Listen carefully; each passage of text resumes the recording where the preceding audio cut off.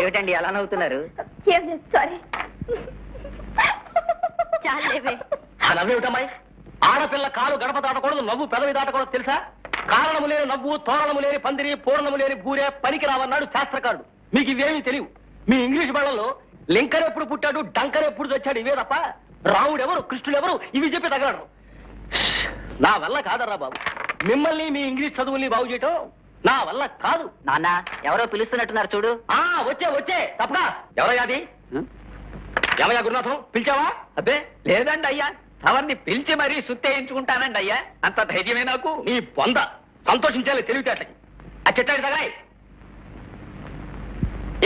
ఏమిటయ్యా ఇది? సుత్తి సుబ్బారావు ఏమిటయ్యా? సుత్తేయించుకోవటం అలవాటు అయిపోయిందండి అయ్యా. పొరపాటు అయిపోయింది నా కర్మ. సుత్తి కాదండి అయ్యా, కత్తి. సుబ్బారావు. ఏమిటో అలా తలుచుకుని మరీ నవ్వుతున్నావు? మా నాన్నగారి చాదస్తాన్ని చూసా? కాదు, మీ స్నేహితుడు అవస్థ గుర్తొచ్చి పంచ కట్టుకోవడం మన ఆచారం అని నేను అన్నానని నాన్న అవస్థపడి కట్టుకొచ్చినట్టున్నారు. అలవాట్లేని అవ్వ కోసం ఆయన వల్ల కాదు గాని మామూలుగా ప్యాంటు షర్టు వేసుకోమనండి పాపం. Very good. ఇంకా ఏమందిరా నా గురించి? ఇప్పటికి 100 సార్లు చెప్పాను రాస్కెల్. నా గురించి మాట్లాడిందంటే తను నన్ను లైక్ చేస్తుందన్నమాట కదరా? అవన్నీ నా తెలివిరా బాబు. నెపోలియన్ బోనపార్టే సార్ ఇక్కడ మూల పాఠం చెబుతుంటే ఏమిటా డిస్కషన్? మీ బర్త్డే ఎప్పుడు డిస్కస్ చేస్తున్నాం సార్. ఇప్పుడు ఆ గోళం మీకు?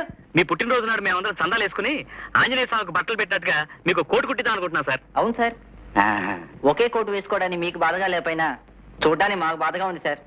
ఓకే, కొంచెం మెల్లిగా మాట్లాడుకోండి మరి. అలాగే సార్. నెపోలియన్ బోనపార్టే శారద ఇంకా క్లాస్కి రాలేదేరా? ఇంకా రాలేదంటే ఇక రాదేమోరా. రాకపోవడం ఏంట్రా? ఇలా సడన్ గా మానేస్తే ఇక్కడ గుండె క్రాక్ ఇచ్చేస్తుందని చెప్పు. రావాల్సిందేరా మరి, ఎందుకు రాలేదో ఏమిటో.